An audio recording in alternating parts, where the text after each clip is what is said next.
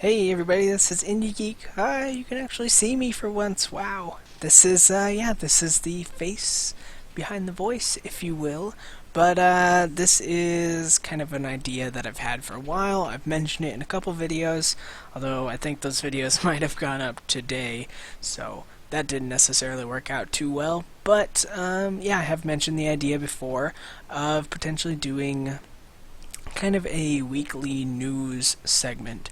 So basically the idea is that I have kind of gone through a whole bunch of gaming news that happened this week and picked out the things that I thought were cool, interesting, noteworthy, basically anything along those lines, and I will kind of discuss what happened and then give you my take on the events, give you kind of my opinions, which I like to normally do anyways in other series, but I thought this would kind of solidify all of that into one series. And then in the background I'm going to play Cookie Clicker, which if you haven't heard of, basically what happens in Cookie Clickers, I'm going to click a bunch of cookies and buy things, and I'm actually going to turn some things off here because I don't want fancy graphics. I don't need your fancy graphics.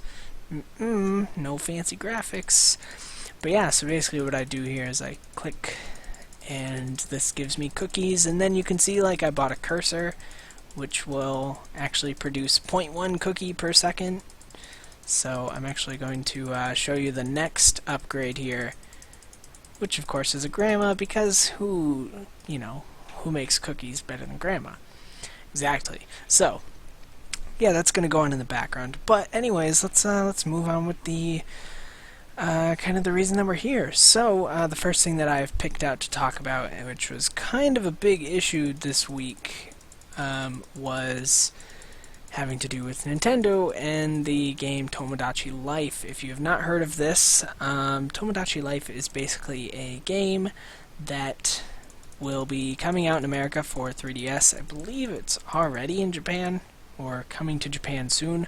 But anyways, basically the idea is that you can import your Mii character into the game, or any Mii character that you decide to create, and basically live their life however you would like, unless that life includes same-sex marriage. That is the big issue this week.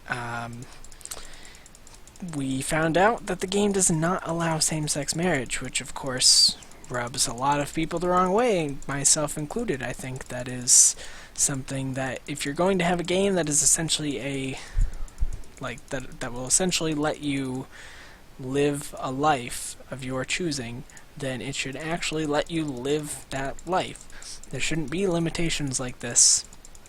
So there was a social media campaign started for Mequality, which I think is just about the greatest name that you could give this, since Nintendo has been big on shoehorning the whole Wii and the whole Mii thing into all of their campaigns. So I think that was nice to see the community kind of do that right back and kind of throw it in their faces in light of the events of this. So their response at first was, they said that they never intended to make any form of social commentary with its upcoming release, Tomodachi Life. Which seems really backwards, because by not allowing it, that is in itself a form of social commentary, of course, and you are basically saying that you don't agree with it and you don't think that it should be allowed. They also said that in response to the campaign to add it to the game, they said the relationship options in the game represent a playful, alternate world rather than a real-life situation, which to me sounds like a really backhanded way of saying, like, same-sex marriage isn't as playful, isn't as real as, heterosexual marriage, which I feel like is... I love these achievements, by the way. So baked right now. We are so baked right now, making cookies. But it really feels like that is what they're trying to say about the whole thing, which is not good. I feel like that's a really bad stance to have on the whole matter, and I feel like this was not necessarily the best way to handle the whole situation. That was before today. I'm recording this on Friday, so this came out Friday today. They basically came out with a follow-up statement which says as follows: "We apologize for disappointing many people by failing to include same-sex relationships in Tomodachi Life. Unfortunately, it is not possible for us to change this game's design, and such a significant development change can't be accomplished with a post-ship patch. At Nintendo, dedication has always meant going beyond the games to promote a sense of community and to share a spirit of fun and joy. We are committed to advancing our longtime company values of fun and entertainment for everyone. We pledge that if we create a next installment in the Tomodachi series, we will strive to design a gameplay experience." I've done that so many times today. "From the ground up that is more inclusive and better represents all players." So, kind of playing devil's advocate here. I think it's good that they acknowledged that it was a problem and that it was wrong of them to not include the viewpoints of all players. That being said, I have two big issues with this. One is obviously that they are still refusing to change that stance and make it more available. Hi, you're on camera. Hi. You want to say hi to the camera? Hi. Okay, have fun. Anyways, so, I feel like that's a big issue, that they are not willing to change and are basically claiming that it is the issue of the patch issue, like saying it can't be patched, because that's not true. It'd be one thing if Nintendo had a long-standing stance of we don't patch our games after release, because then I guess it could be used as an excuse, kind of. But I know for a fact that they patched Mario Kart 7 because there were problems in it. I don't remember what specifically there were, but I know that they patched it and changed things post-release, so I know they can do patches. And from a programming standpoint, I know that it would actually be harder to...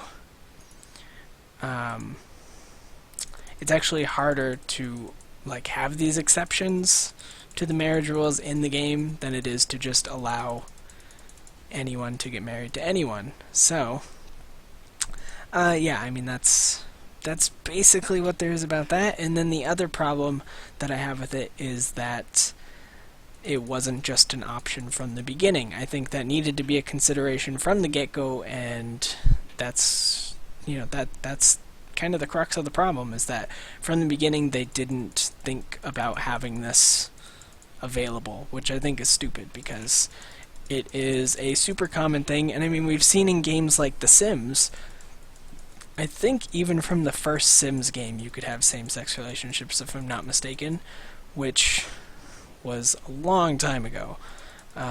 So it seems really weird that Nintendo is still behind on this, but it also goes to show, like I've said many times, that Nintendo is still operating, making decisions as if it's a company in the 80s still. They are still acting like they did, decades ago, which would be fine if it was still decades ago. But, it's a modern world, and everyone has to kind of conform to that and make decisions that appeal to everyone, and that includes kind of who you let the players play. Like, the problem of it comes, and if you are a white, straight male like I am, it can't always be that easy to see the problem, but the problem of it comes that we need games that allow people to play as themselves. And it doesn't always feel like an issue from the perspective of a white, straight male, because, I see myself in every game I play, basically, because I am the main character. I am the majority. Every game conforms to me. And I think that's dumb. I think that games need to conform to society as a whole. We should have games that allow everyone to find themselves in them, no matter what they are, basically, is what I'm getting at. So, by disallowing this rather simple thing like gay marriage, it seems like it's really kind of excluding a lot of your player base from seeing themselves in your game, and that's unfortunate. But, I guess that's kind of all there is to cover as far as Tomodachi Life goes. So let me see what else I have pulled up here. Oh yes, this is a really interesting one that will probably interest a lot of people who have been watching a lot of my videos, because of course I cover quite a few games in early access. I cover quite a few games that are in an alpha state or even pre-alpha occasionally. You know, basically, like I cover a lot of games that aren't done, and I know I've raised my concerns on the channel before about these kind of games and what the intent is behind them, whether we are going to see them finished, things like that. And this week we found out that Towns is no longer being developed, which it's kind of in a weird place. So basically the thing with Towns was one of the initial 10 games to get greenlit. I believe it was in like the very first batch of greenlight games, and it got through in the first batch, back when they only did 10 like every once in a while, not 75 every 2 weeks. But that aside, anyways, so the game got greenlit, and I'm not going to read much from the actual article. I'll just kind of summarize what has gone on, because a lot of it is just like statements from the developers and people working on the game excuse me, about kind of the issues that are going on right now, why production is being stopped, development, not production, and where they're going from here.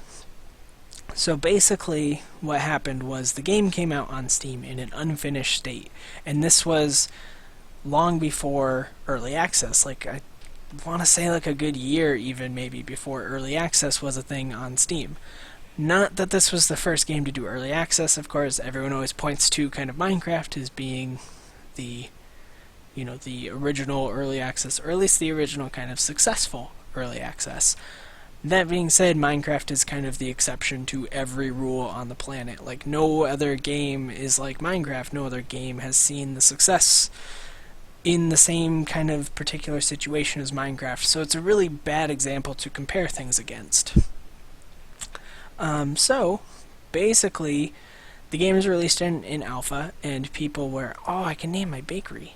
I'm going to do that. People were basically upset, right? Because people greenlit the game, and then people bought the game when it came out, and it was not what they expected. It was not what they were expecting. It was not basically what the devs had promised.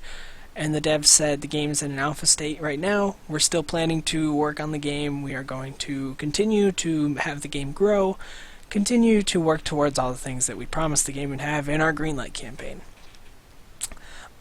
Since this news has come out in interviews, the developers have said that if early access was a thing when they released, that's how they would have released. They would have released early access and gone that route, which I think is obvious given the circumstances of this game, that early access would have been the way to go.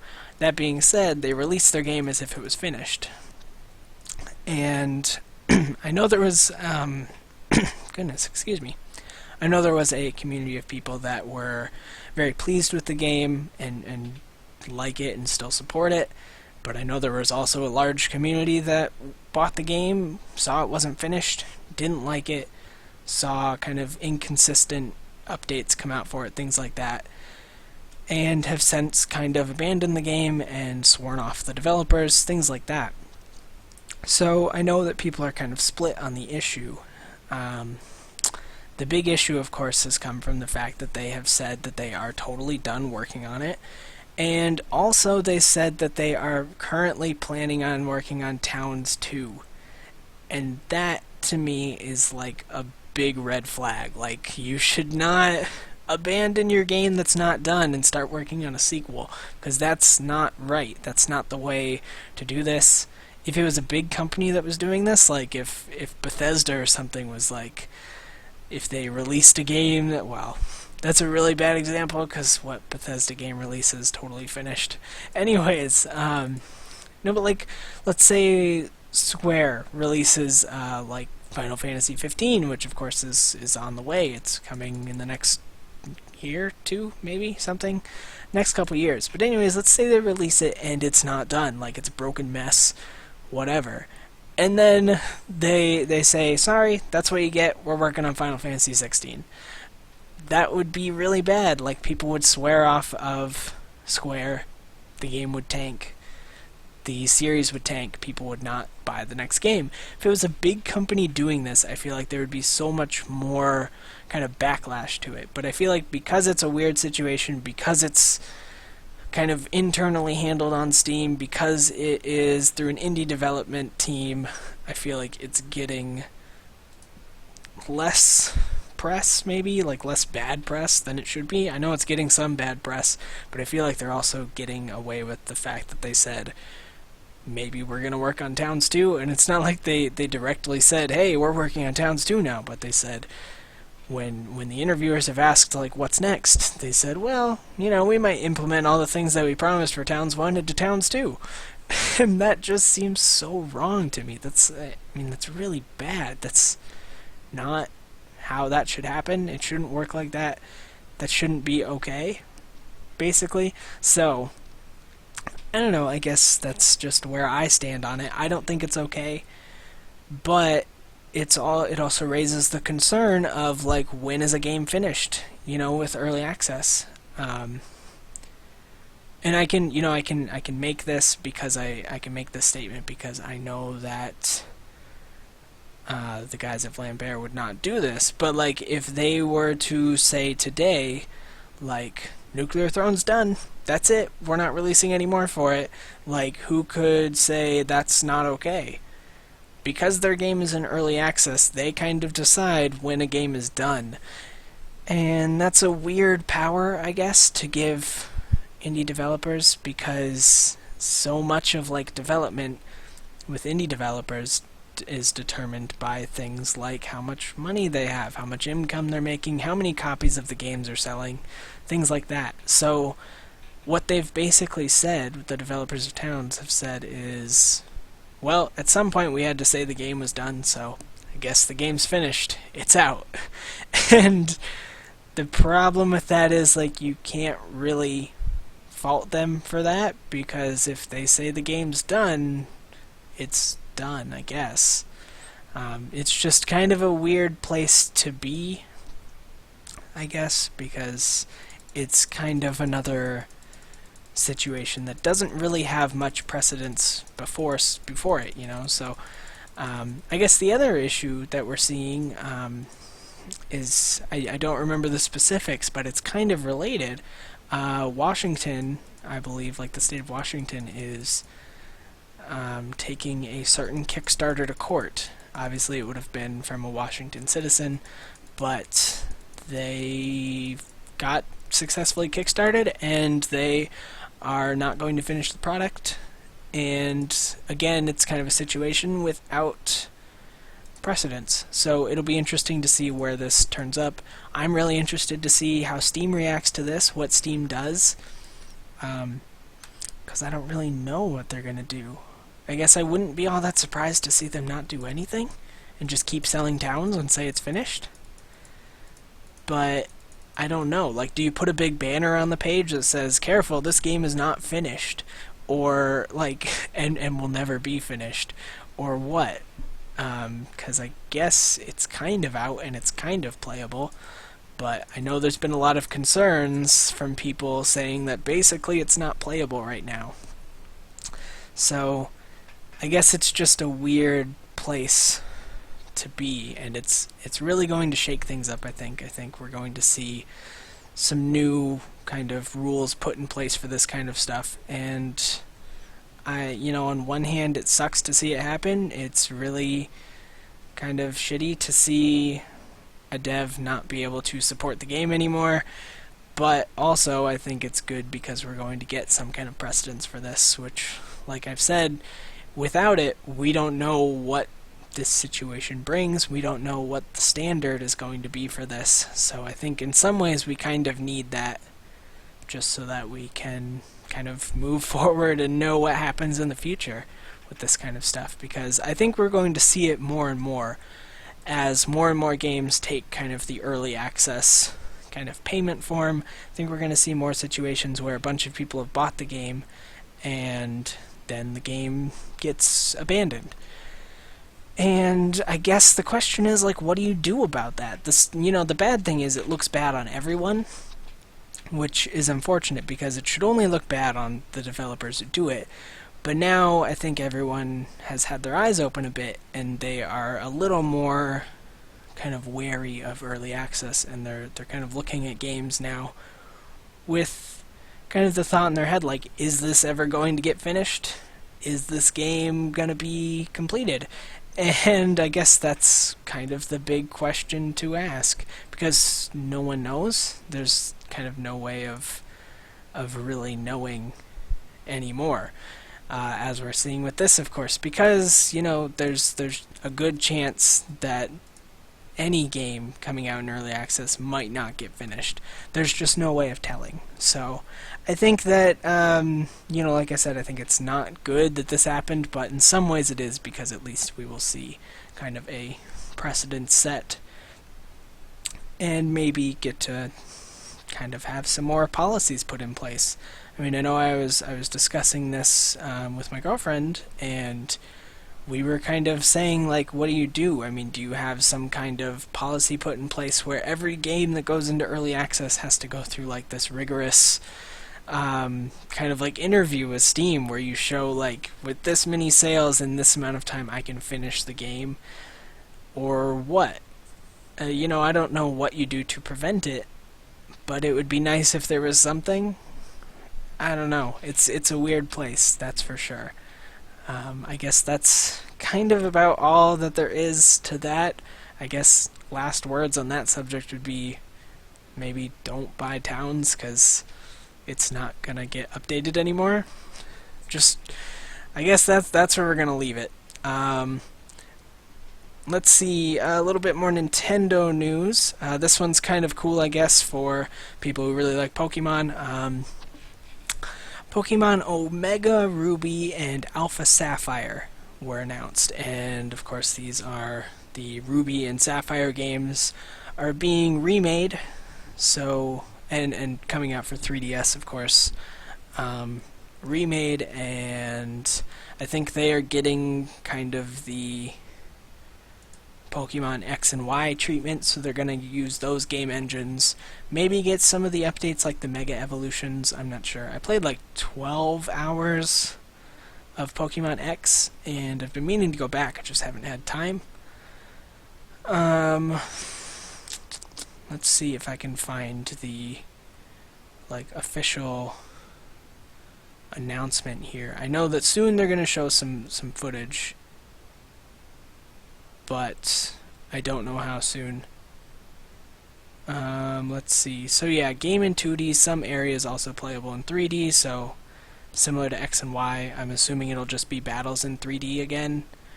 I don't know. I mean, if you have a 3DS and you like Pokemon, this really isn't, like, it can't be viewed as bad news, I guess. It's cool. I don't mind. I don't know if I'll buy one.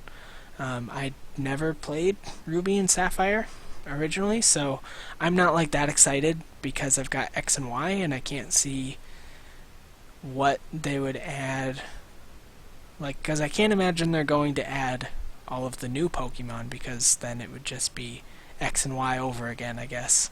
So I don't know, but should be cool, I guess. I know people are really excited. I'm looking at the comments on this article and people are going a little nuts. Yeah, cat pictures with breathing intensifies all over the place. People are really excited for this, so I guess that's cool. Yeah, I don't know what to say about it other than that. Just kind of big news, I guess, because we haven't seen Pokemon games remade for quite a while. I think, what were the other ones that got remade? Red and Green, right, got remade. So, yeah, I think that's cool. Maybe I'll pick one up, maybe not. I won't be doing any videos on them, so that's that, I guess. So yeah, that's that news. I think that's probably the last of the Nintendo news. Oh, well, I guess the other big thing to announce with Nintendo is they just announced that they are posting pretty substantial losses for the third year in a row, something to the tune of like $573 million lost this year. Not surprising, shitty, but that's what's happening, and it happened around those numbers for the past 2 years as well. So I don't know what this means. I'm not like a business analyst. I'm not, I can't really analyze the data for you, but what it does mean is Nintendo is maybe not in as great of a place as they like to lead us to believe. So I guess that's probably the end of the Nintendo news. Next up is there has been a rumored leak, yeah, whatever. It's a big rumor. It's over on NeoJaf, which NeoJaf, either way, whatever. I pretty much avoid them because it's typically kind of a really not smart. It's not smart. No, but I mean, like, there isn't like a lot of good discussion, I find. But kind of a rumored leak of Sony's E3 press conference. Again, take this with a grain of salt, but I think it'll be interesting to document this with my thoughts and see what happens. So Uncharted PS4 3-minute trailers showcasing in-engine footage interspersed with gameplay segments. Visuals are supposedly unprecedented and set a benchmark for console graphics. Sure. Summer 2015 release date. It looks absolutely stellar. That's what it says in here. Features tropical setting and differing time periods with Nate Francis. That I can believe. I can totally believe that. Obviously, it's interspersed with a lot of opinion, like these graphics are totally stellar and sets a benchmark for console gaming. I don't care. Like, so what? I guess, like, graphics don't mean that much in my mind. I'll play Uncharted. I'm sure it'll be okay. That's kind of how I felt about all the other Uncharted games, is they're pretty good. Uncharted 2 was pretty good. But I still feel like I can find better experiences in indie games, so I don't know. I know Uncharted 4 obviously is being made. They announced it at the Spike Game of the Year Awards. That was terrible. I stopped watching about the 5th time that guy from Community made fun of gamers. What a weird guest. Oh yeah, Community got canceled. Woo! No, take that as you will. Not a big fan of Community, so doesn't really affect me. Anyways, moving down the list, Media Molecule's new title will be a landmark title for Morpheus, which is Sony's VR through the future. Project Morpheus, of course, I'm just still waiting for Microsoft to announce Project some other character from the Matrix. Gotcha. So let's see. 3D world building, beautiful, quirky visuals, extremely creative and fun, possibly related to the Entwined trademark, filed last week by SCE, not sure, in parentheses, late 2015. Also, these two were bolded, and I'm not sure why those two in particular were bolded over everything else, but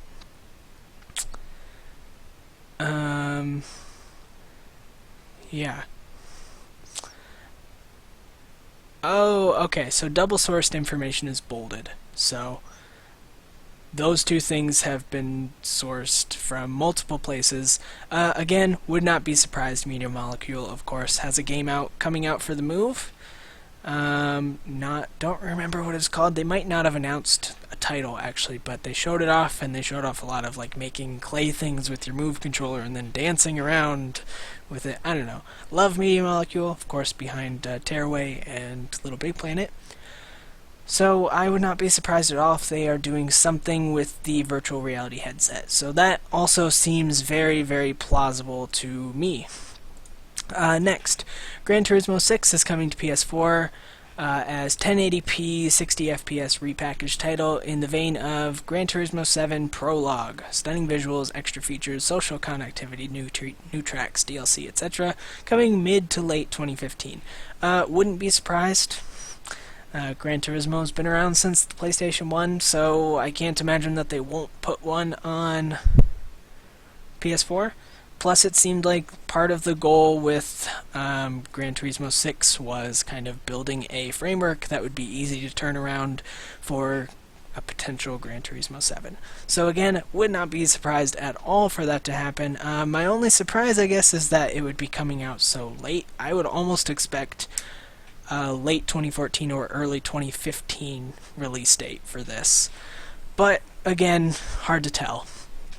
Maybe they won't, because I know Drive Club is coming out in like October, which is funny because that's almost a year delay, because originally it was supposed to be like a day one PS Plus title. So we saw what happened with that. I'm not excited about Drive Club either, because they made it seem much more of a big deal that it was going to be PS Plus earlier than they are now. Apparently the Plus components are about 10% of the game, and then you can pay $50 to upgrade your free Plus version to the full game. Whatever. It's a driving game, so I probably won't play it. So I guess whatever, and I feel kind of the same way about Gran Turismo 7 Prologue.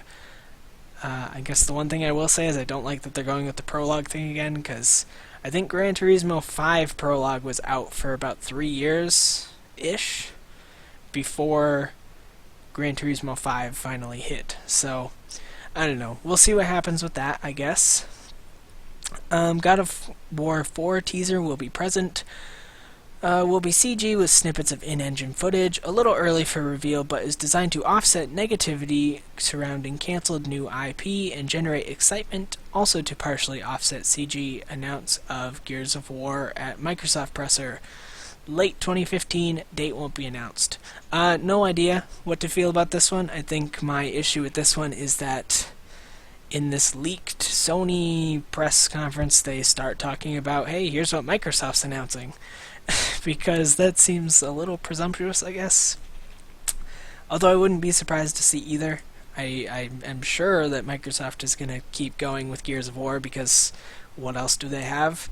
Gears of War and Halo, that's about it. So I would not be surprised to see at E3 this year a new Gears of War and more of the new Halo. Because I think we saw a very short Halo 5 teaser, right? Maybe I'm wrong. Either way, I wouldn't be surprised to see Gears of War 5? 4? I don't know. I hate Gears of War. I think it's dumb. Don't like playing it. So, I have no opinions on that. God of War, however, I do like a lot. I would not be surprised to see another God of War. But I also wouldn't be surprised for them to turn around and say, actually, we're just remaking Ascension for PS4. So, we'll see what happens with that. I know that Naughty Dog is remaking The Last of Us for PS4, so I wouldn't be surprised if Santa Monica Studios does a similar thing with the newest God of War for PS3. But we'll see.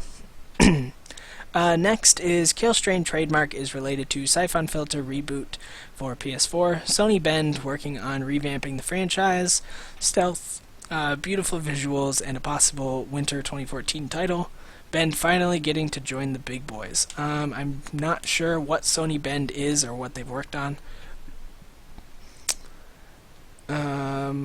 Unless, of course, they were originally working on the old Siphon Filter games. That being said, I did not play the Siphon Filter games as a kid. And let me think about releases here. There were 3 on PS1, 2 on PSP, and were there 2 on PS2? Maybe. 0 on Vita, 0 on PS3. So, what do I think about this? It seems a little far-fetched that they're going to suddenly bring back Siphon Filter. And if they do, they damn well better bring back Parappa the Rapper. Because I want a new Parappa the Rapper game. That would be nice. But anyways, yeah, I don't know. Will they do it? I don't know. Maybe. Will I care? Maybe. I feel like so I can't play the original Siphon filters. I've tried because I think I've gotten all of them free through PS Plus, and I think because I didn't play them as a kid, I just cannot get into them now. They're a little too outdated. They're kind of like Splinter Cell before Splinter Cell, I guess would be a good way to describe them from what I've played and from what I can tell. Moist cookies. Wow, Grandma. Nice. But, yeah, I don't know. It could happen, I guess. We'll see. It seems a little far-fetched that they're going to suddenly reboot Siphon Filter. And I feel like maybe their efforts would be better put into a new IP. But either way, we'll see. The PS4 definitely needs games, and maybe there's a big audience for a new Siphon Filter. I don't know. Are people excited for Siphon Filter? Do people remember those games fondly? Because, like I said, I never played them as a kid and can't get into them now, so I'm not sure. Let's see what else we have. Wipeout is also making the transition to PS4. Source is unsure of who is developing it, but hints that it could be Sony London, Evolution, or Firesprite. This one, I hope so. I love Wipeout. Always have. Played, Wipeout 3, I think, on PS1 a lot. Liked the one on PS3. Really liked the one on Vita. Still one of my favorite Vita games, probably. And for someone who doesn't like racing, I can really get into Wipeout.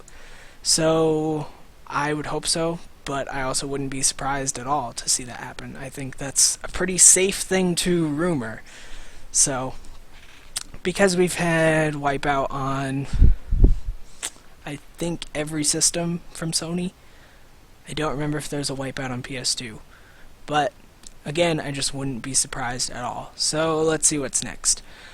Quantic Dream has a trailer prepared, unsure whether it is penciled in for Gamescom or E3. Sony will be watching Microsoft's presser earlier in the day to gauge whether additional titles will need to be slotted in to dampen hype. Expect Dark Sorcerer-like visuals in real time, off-topic but still relevant. They're close to deal to become a worldwide studio developer along with Ready at Dawn. I don't know what that last part means exactly. But we know from the original PS4 launch trailers, not launch, but the February 15th, is that right? Announcements, whatever it was, I don't remember. The PS4, here it is, announcement show that Quantic Dream is working on something. I wouldn't be surprised. Quantic Dream, of course, behind, Fahrenheit? That's what, wow, did I just use the, that's like the worldwide release title. Why is that one locked up in there, huh? Indigo Prophecy, as a lot of people would know it. One or the other, I can't remember which is which. One is Fahrenheit, one is Indigo Prophecy. Same game, just different titles in different places. And then, of course, Heavy Rain, which I loved, and Beyond Two Souls, which I still haven't played, heard bad things. We'll see. No idea. But I know they're working on something, so we will see.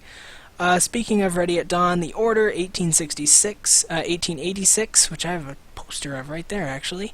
We'll get a stage demo, big title for fall 2014. Sony's expecting great things from said title. Franchise hopes rest on its performance. That's a really safe thing to rumor because they damn well better show off some gameplay because we've seen a lot of cutscene footage and we've seen very, very, very little gameplay. Like, I think the total amount of gameplay we've seen is maybe like 20-ish seconds total, so we definitely need to see more. The last thing I want is for it to become a generic third-person, excuse me, third-person cover-based shooter, which seems like it could potentially become that. I'm gonna grab a drink of water real quick.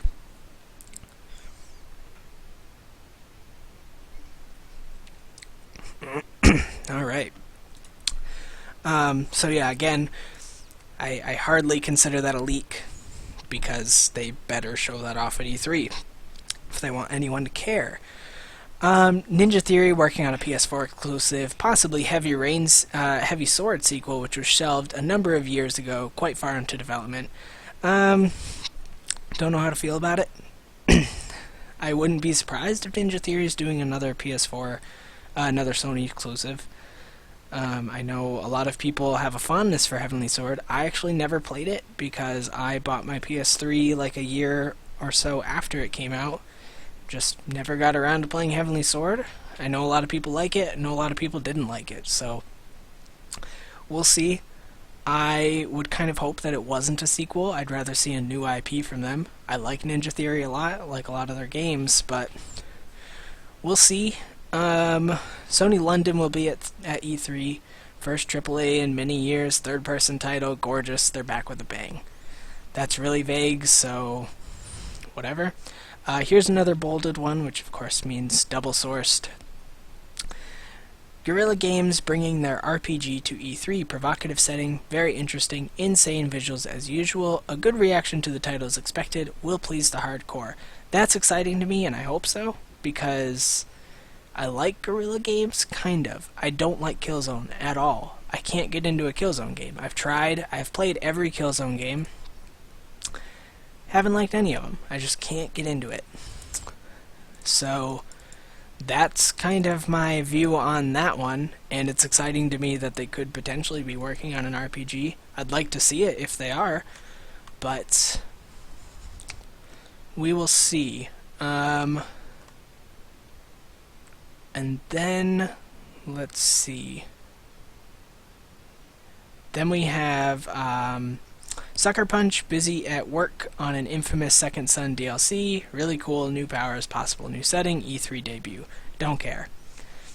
Hate Infamous. Really don't. Like, I can't stand it. Played 1 and 2. Didn't like either of them, really. I won't be picking up Second Son unless I get a really good deal on it, and I certainly don't care for DLC for it, so this one I can take it or leave it. I wouldn't be surprised if they'd announce some DLC, so I guess we can see if that happens. We'll see. This next one, I will leave for the last thing, because this is what made me go, yeah, this sounds like a lot of shit. But, let's see, so one more and then we'll get to the deal breaker in my mind.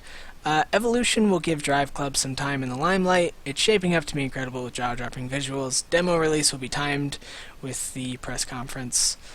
I already mentioned Drive Club, and you heard my thoughts on that, so my thoughts pretty much stand on that. I don't care that much. Cookie Monster, yes I am.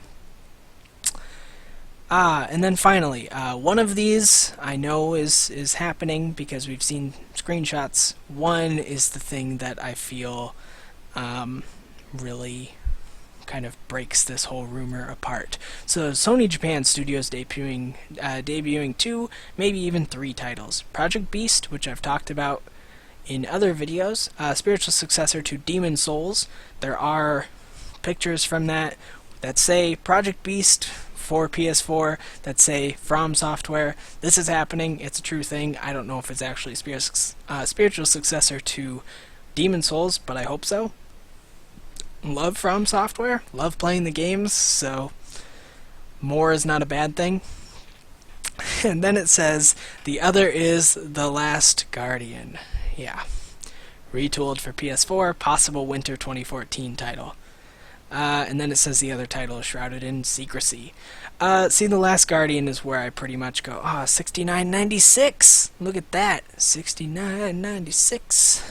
Great numbers. Yeah, this is basically where I went, yeah, not happening. Because how many times wasn't this originally supposed to be a PlayStation 2 title? And then they went, sorry, it's going to be PS3, and then we got like 8 years of either not showing up at E3 or showing up to show 12 seconds of footage and say, it's coming, we promise. I don't think The Last Guardian exists. I think it's done, and I think people are still kind of holding on to this. But I don't know. We'll see.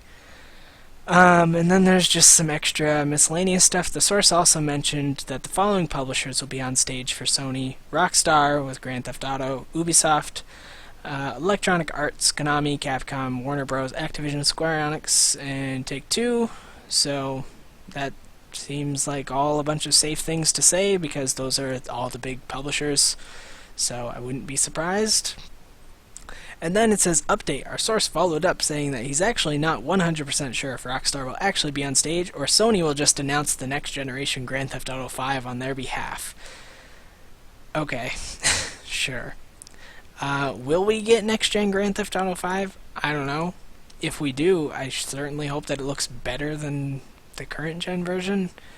Not that I'm a graphics snob, but I think Grand Theft Auto 5 is one of those games that really showed the fact that PS3 and Xbox 360 were 8 years old, because it kind of looked like butts, and not good ones, compared to a lot of like PC releases lately. So we'll see what happens with that. I don't know.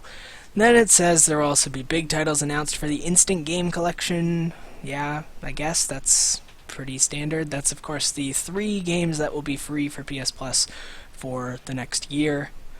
A segment on Project Morpheus, of course. One on the Sony Entertainment Network, and a reintroduction of PlayStation Now. Price drops will also be unveiled for the PS3 and PS Vita. BS. I don't think they're going to price drop the Vita. Because we, just on Tuesday, I think, had a new Vita release, the PS Vita 2000. So unless they're just going to price drop all of the PS Vita 1000s, I don't think we're going to see a price drop. I'm calling it BS. We'll see if I'm wrong or not. And then we'll also see several small-scale downloadable titles. PS Vita will get some attention, but not much, as it will be a PS4 show. That's obvious. PS3 will get a montage and few new titles. Finally, the show will close with a teaser of a sequel for The Last of Us. Maybe? I don't know. Naughty Dog has not often been a company to work on 2 games at once, and we know they're doing Uncharted 4, as well as porting The Last of Us, so we'll see. It'd be cool, but I don't know. So I think overall there are things on here. I think the things that will happen are the safe things to say. Things like showing off Morpheus and showing off several new games, showing off The Order 1886, things like that, I think are the safe things, and those are the ones that I went, yeah, that'll happen, of course. So, I don't know. We'll see. I think it'll be interesting to have this documented with my feelings, and we'll see, I guess exactly a month from now, because June 9th is when we find out. But I'm going to leave that, and we will move on to the next thing. Sorry, that lasted so long, but that was kind of the big thing because there's a lot of stuff to read through. Kind of a smaller thing. Steam has changed the default homepage to open up the tab of the top 10 bestsellers rather than the 10 newest games, which in some ways I think is really good, and in some ways I think is bad. The good of that, of course, is I've talked a lot about how getting on Steam means almost nothing anymore because we're seeing almost daily 15 to 20 new games. Between actual new indie games, shovelware that's being just released, like all these like war games from the 90s that are like War Hero, Advanced Warfare, blah blah blah, and they're all the same thing and they're all bad. And like a whole bunch of games coming over from like Big Fish, like Freddy Fish and the Mystery Aquarium, and like, oh my god, stuff that one is really old, so isn't new. That seems like a dumb statement, but it's also true. Like, it's old, so it's not new. And also just stuff that probably doesn't need to be highlighted on the front page at all. So that's just my opinion, I guess, of the whole situation there. We'll see what happens with that, I guess. I do like that it defaults to the top sellers, but now you actively have to work to see anything that's new, unless it's something new that's featured. So I think now, more than ever, it's even harder to have your new game stand out on Steam. But that is kind of the situation there. I guess I don't really have much else to say about that I haven't already said. Yeah, I guess so. I don't know. It'll be interesting to see what happens and if they change it. I think it's better than seeing a bunch of shovelware. That's kind of my opinion. It's better than seeing all the stuff that doesn't belong on the front page. But I don't know. And then, oh, the last thing I picked out was Elder Scrolls Online for consoles, and I believe it was coming out for, let's see,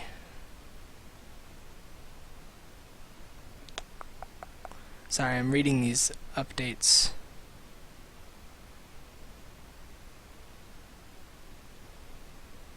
Oh wow, I have no idea. Wow, this got really big.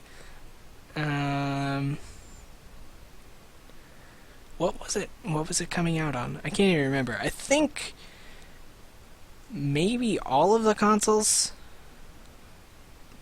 So like PS3, PS4, Xbox 360, and Xbox One. But maybe it wasn't coming out on the next gen ones. I don't remember. But either way, they announced that Elder Scrolls Online was going to be delayed by 6 months for consoles. And that's really bad because originally they marketed it as, wow, how many did I add to that? Marketed it as kind of a console MMO. So the fact that it released on PC and Mac and will not be seeing consoles for another 6 months is kind of a big deal for multiple reasons. One, it reviewed terribly. People hate it. Like, it's not good. That's what I've heard. Haven't played it myself, don't plan to. As long as there is a fee to play monthly, I won't play it. So give it 2 or 3 months and I'll play, I guess. And I'll get to that point in a minute. And then what? Oh no! What else was I gonna say? Oh, plus, 6 months from now, no one's gonna give a shit. That's my prediction. I don't think 6 months from now anyone is going to care at all about Elder Scrolls Online. That's my opinion. We'll see what happens. Maybe I'm right. Maybe I'm wrong. But I don't think anyone's gonna care anymore. Like I said, that's my opinion. I think that is a good opinion to have, though I think it's kind of the correct thing. And the reason for that is how many big MMOs have we seen come out that went free to play because it couldn't compete with WoW? The big ones I can think of: Lord of the Rings Online, Star Wars: The Old Republic, Rift. I think those are the big three. And then there's been a lot of not so big ones that I don't think people cared too much about from the beginning, that have also gone free to play because they couldn't compete with WoW. So what's Elder Scrolls Online going to do? Compete with WoW? No. I'll give you a hint. They're not. So, yeah, I mean, it's not going to happen. And I honestly think that by the time it comes to consoles, there won't be a subscription fee. I really don't think there will be. We'll see, but I think that by the time it comes to consoles, there will be no subscription fee. So, yeah, that'll be that. And then I guess, like, that's all the news I picked out. I can go refresh. I picked a lot of this stuff from the newest stuff on our games on Reddit. So maybe I'll see if there's anything else that's big. Otherwise, I had a couple things I wanted to discuss quickly, and then we'll end out the first episode here. Yeah, I think that's it. Oh, Magical Wizard Wars is open beta May 27th. That's cool. Again, Sony's E3 press conference on June 9th. That's cool. I'll be looking forward to that.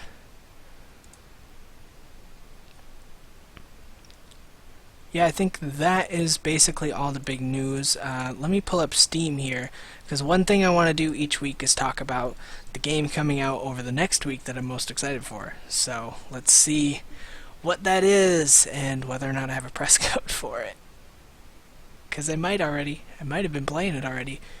Again, I guess I could talk about top sellers. Oh yeah, Dark Souls 2 moved 1 million units. That's really cool.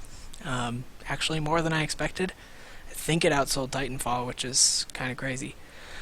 Anyways, yeah, Steam's top 10 bestsellers. The Bioshock Triple Pack, which is because it's on sale. Dragon Age Origins, which is because it's on sale. Age of Mythology Extended Edition. Dark Souls 2.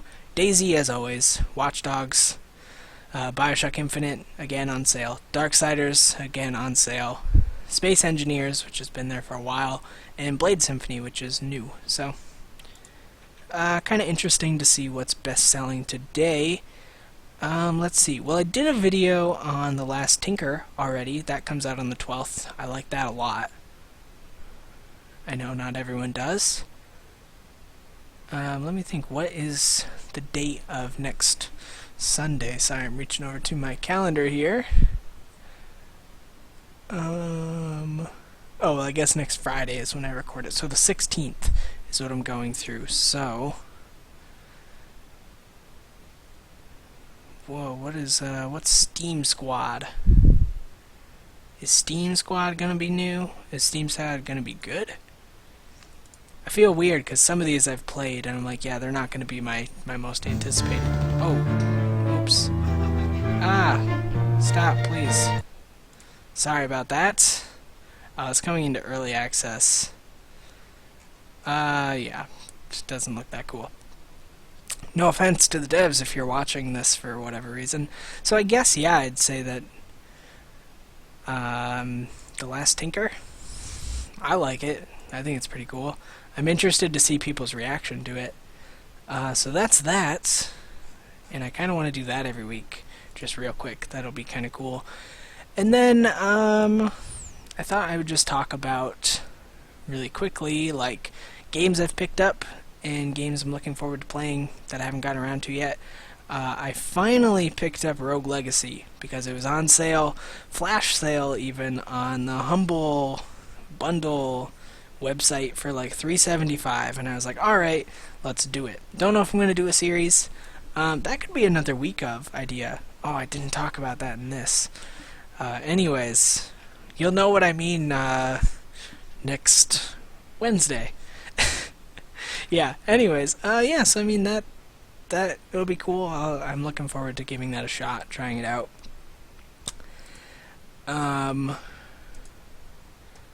What else? Maybe that's it. Maybe that's the big stuff.